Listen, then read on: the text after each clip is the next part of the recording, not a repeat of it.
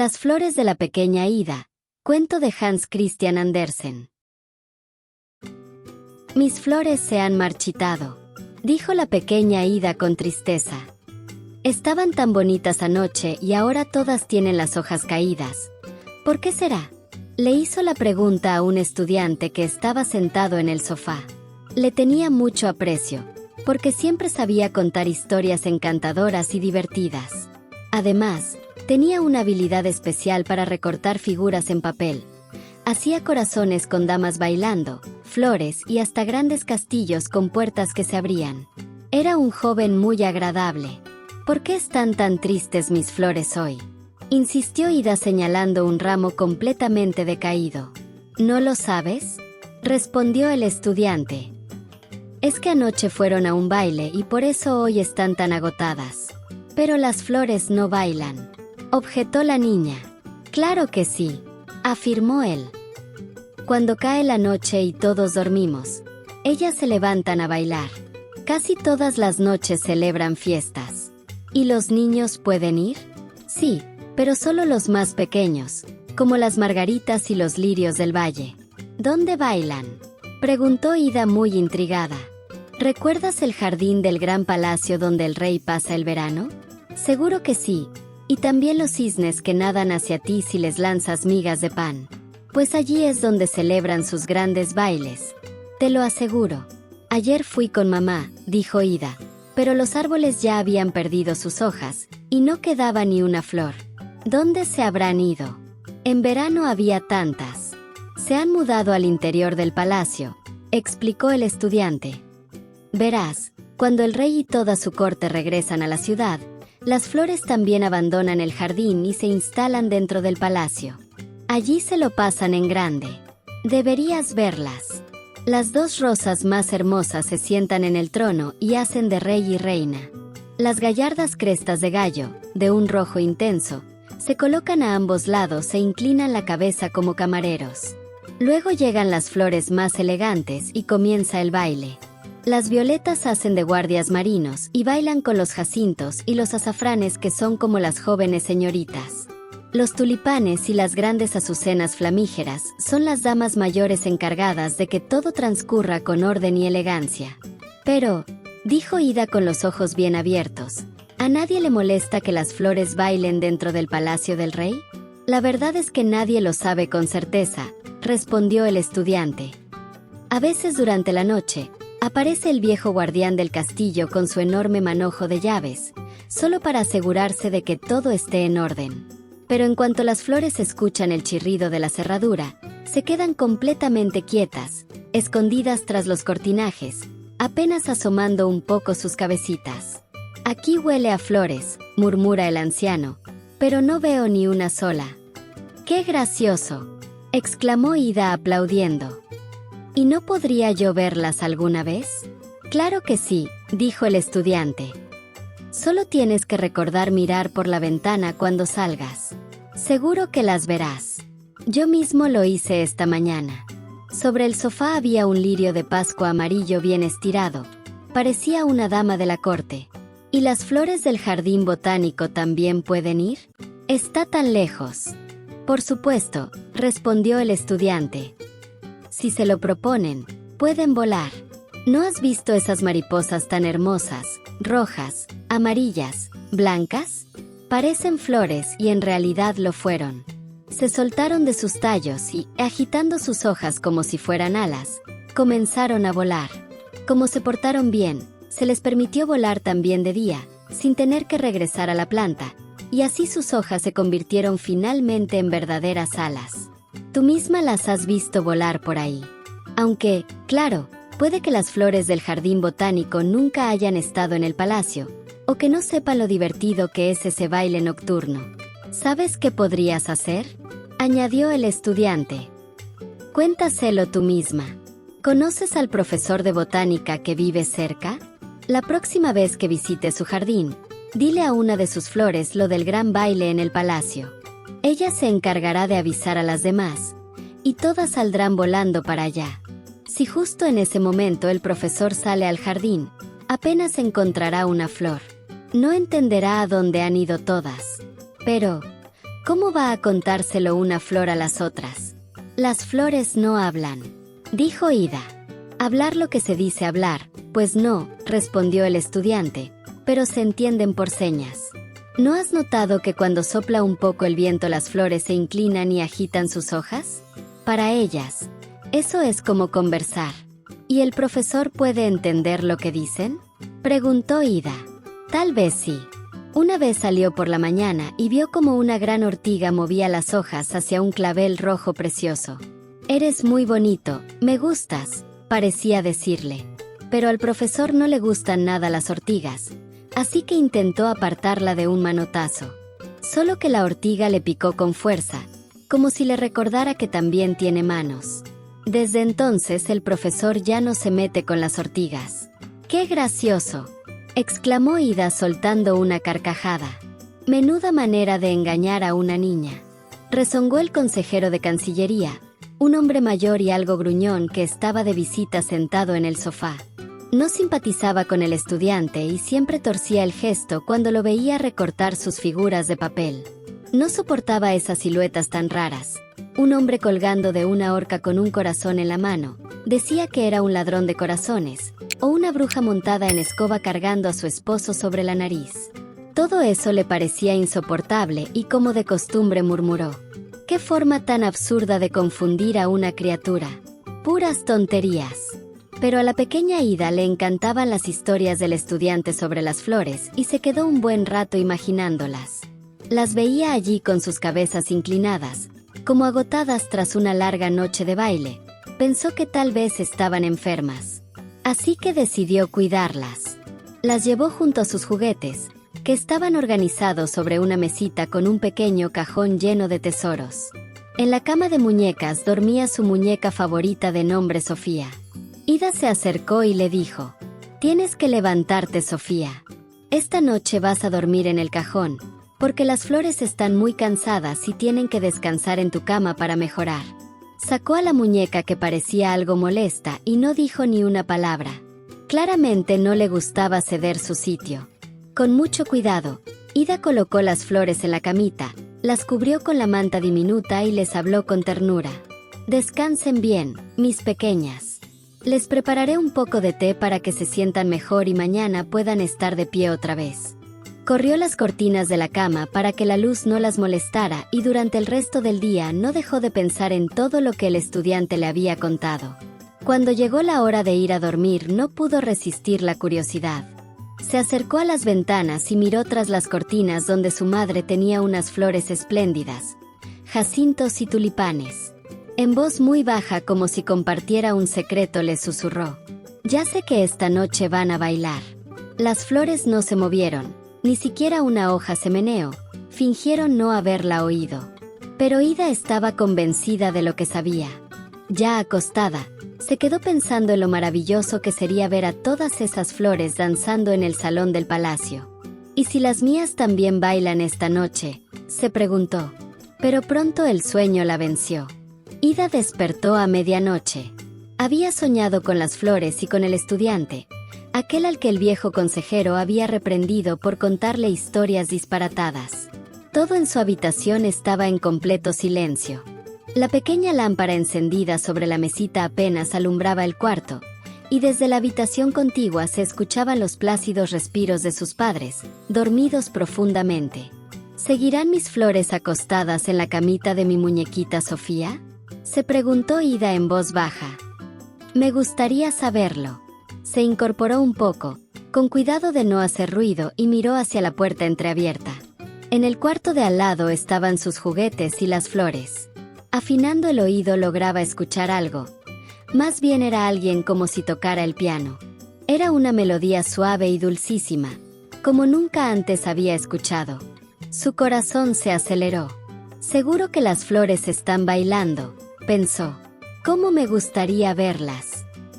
Pero no se atrevía a moverse, temiendo despertar a sus padres. «Ojalá vinieran a mi cuarto», susurró. Pero las flores no entraron. La música siguió flotando en el aire, ligera y encantadora.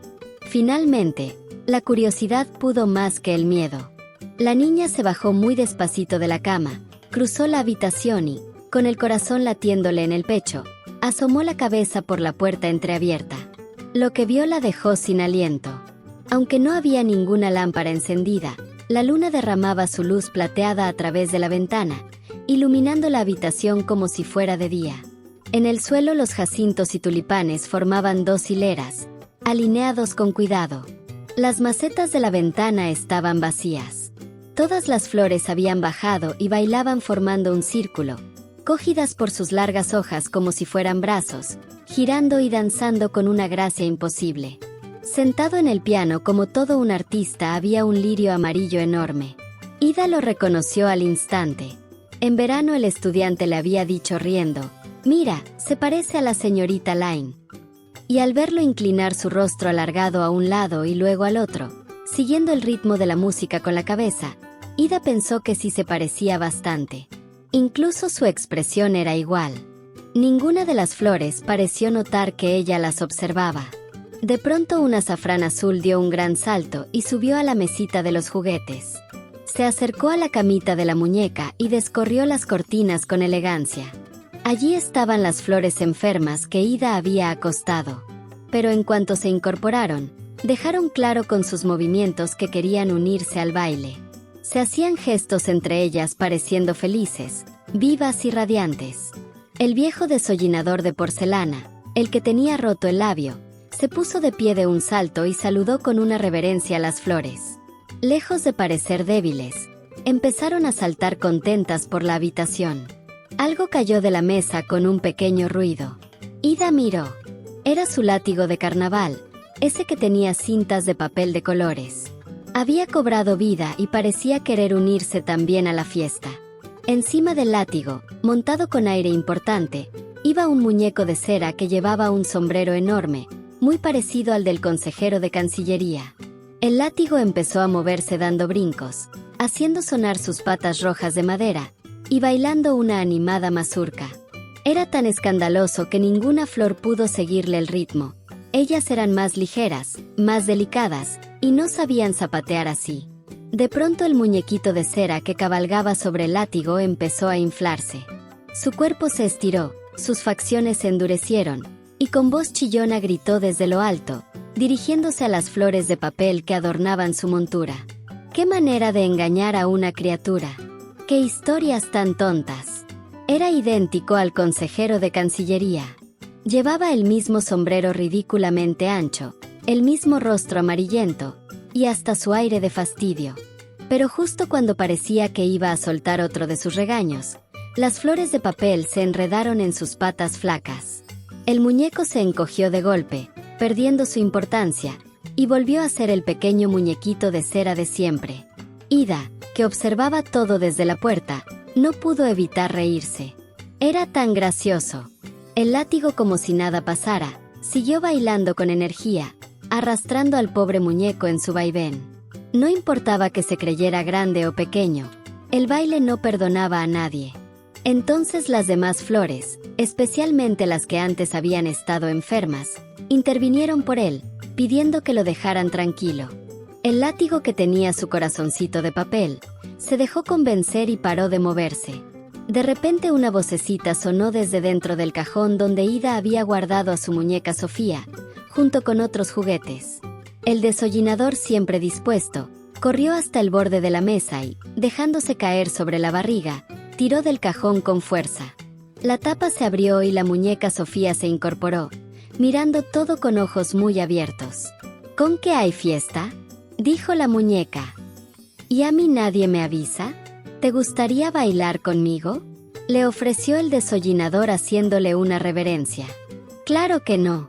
Tú no sabes bailar», respondió ella dándose media vuelta con desdén. Sofía se sentó en el borde del cajón, esperando a que alguna de las flores le pidiera bailar. Pero no ocurrió. Ninguna se acercó. Tosió un poco como para llamar la atención, pero nada. El desollinador bailaba solo por el centro de la sala, y lo cierto es que no lo hacía nada mal. Sofía, ofendida porque nadie más la invitaba al centro del baile, se dejó caer del cajón al suelo con un fuerte golpe. El estruendo hizo que todas las flores corrieran a su alrededor, preocupadas preguntándole si estaba bien. Especialmente amables fueron aquellas que habían usado su camita. Pero Sofía estaba bien. No se había hecho daño. Las flores enfermas, muy agradecidas, le dieron las gracias a la muñeca por haberles prestado su camita, la ayudaron a incorporarse y la llevaron hasta el centro de la habitación, justo donde la luna pintaba con su luz un círculo plateado. En ese lugar comenzaron a bailar con ella, mientras las demás formaban un alegre corro a su alrededor. Sofía, encantada con tanta atención, dijo que podían seguir usando su cama cuando quisieran, que ella estaría bien durmiendo en el cajón. Pero entonces una de las flores dijo con voz suave: «Gracias de todo corazón, pero no estaremos aquí mucho más tiempo. Mañana habremos marchitado. Dile a Ida que nos entierre en el jardín, junto a donde está su canario. Así cuando llegue el verano, renaceremos más hermosas que nunca». «No, no deben morir», exclamó la muñequita Sofía conmovida, inclinándose para besar a las flores. En ese preciso instante, la puerta del salón se abrió con suavidad, y entró un desfile de flores maravillosas, todas danzando como si llegaran de un reino encantado. Ida no podía imaginar de dónde habían salido. Seguramente venían del mismo palacio real del que había hablado el estudiante. Abrían la marcha dos majestuosas rosas, con coronas de oro resplandeciente. Eran el rey y la reina de las flores. Detrás venían alelíes, claveles de 1000 colores, inclinándose con gracia y saludando como si fueran miembros de una corte elegante. Ellas mismas traían la música.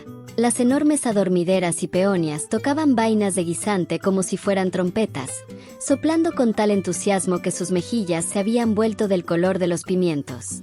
Las campanillas azules y los pequeños rompenieves repiqueteaban como campanitas alegres. Luego llegaron las demás: violetas tímidas, margaritas juguetonas, los muguetes blancos que parecían reír con cada paso. Todas bailaban, giraban, se abrazaban, se besaban como si celebraran la última gran fiesta antes del amanecer. Y cuando por fin terminó la música, las flores se despidieron con un suave murmullo de hojas y perfumes deseándose buenas noches. Ida, sorprendida, regresó a su cama, donde cayó en un sueño profundo lleno de danzas y jardines iluminados por la luna. Al despertar con los primeros rayos del sol, lo primero que hizo fue correr hacia la camita de su muñeca. Abrió con cuidado las cortinas y miró dentro. Allí estaban las flores, pero todas marchitas, mucho más que el día anterior. Parecían exhaustas. La muñequita Sofía seguía en el cajón, con su expresión adormilada y perezosa. «¿Te acuerdas de lo que tienes que decirme?», le preguntó Ida. Pero Sofía ni pestañeó. Parecía que no recordaba nada.